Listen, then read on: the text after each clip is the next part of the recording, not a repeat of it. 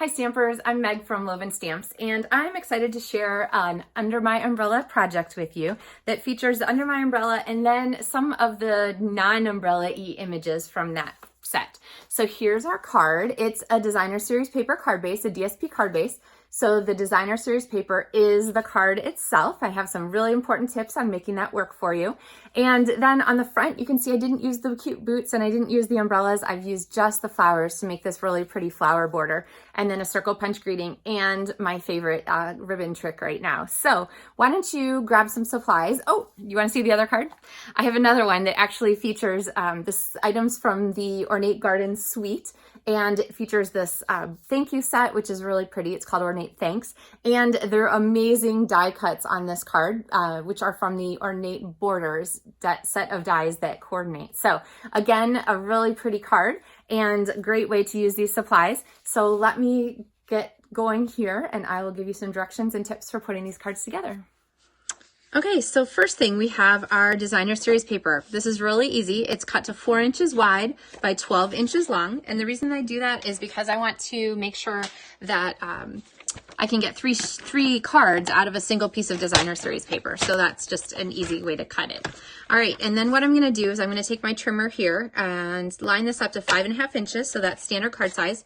Remember to take your cutting blade out of the picture. It slides right up through the top, and just score with your scoring blade. So, okay. Now, other cool thing about this trimmer, you can measure in both directions. So look at, I'm gonna measure the last inch here and go ahead and score that. And now we have our DSP card base ready to go. This is from the Ornate Garden Designer Series paper. And the last thing I'm gonna do here on the front is go ahead and fold that over and then put a line of sticky strip. Now, I've been sewing fabric masks lately, and one of the things I saw about making ties is they want you to put a piece of acrylic yarn across the ties to really strengthen them. And that's basically what this is doing. It's reinforcing this edge, because designer series paper isn't necessarily designed to be a card base. It's a little bit lightweight. And so the way you fix that is you fix it by putting a layer inside, which I'm going to do here. I'm just going to stamp a little flower, and I didn't get a very good stamp. Oh, because I forgot to put a, forgot to put my mat under it. Let's flip that over and try again. There we go, much better. So you're going to go ahead and put this layer of cardstock on the inside, and this one's cut to 3 3/4 by 5 1/4. And that stabilizes this whole card base, and this stabilizes our card front. Now, to further stabilize the card front, we actually have our decoration that's going to go on the front, and that is going to help us keep that kind of all in line. So I have some pieces here, and we are going to kind of set these aside for now and then do some stamping on this. So our greeting is going to go here, and I'm inking this in soft suede, which I love as an alternate to the super strong black or gray. It's just a really soft brown. In fact, it's called soft suede. All right, and I have my 1.5 inch circle punch there that I'm going to use. Definitely one of my favorite greeting tools. And then I'm going to grab my green ribbon from the Ornate Garden Suite. And if you haven't seen my favorite ribbon trick, to add zigzags. Sometimes you don't want a bow, sometimes you don't want a knot, sometimes you want some ribbon because you want the decorative elements, but you don't want whatever, ties or things like that are going to go on there.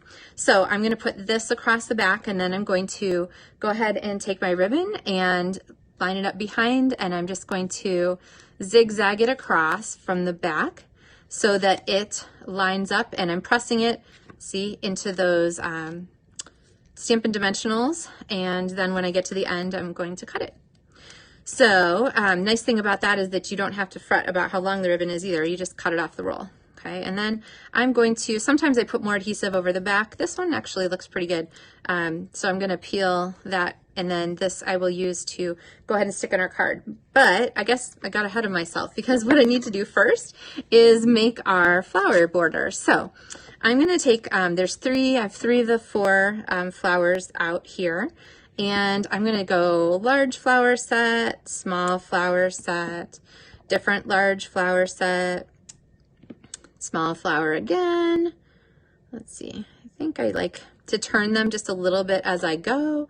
Another large flower set, and I'm kind of connecting them, but they're not quite connected.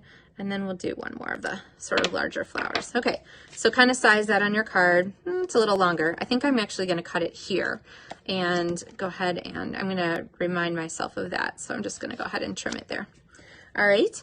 Now, instead of coloring the whole flowers for these, what I'm going to do is I'm going to take my So Saffron marker and I'm going to color the center of the flowers, just the ones that have that dot in the middle. And this is just kind of fun to do, just a little bit of a different flower coloring trick rather than, you know, coloring the whole thing all the time. And then I'm going to go back with my old olive marker and I'm going to color in our leaves.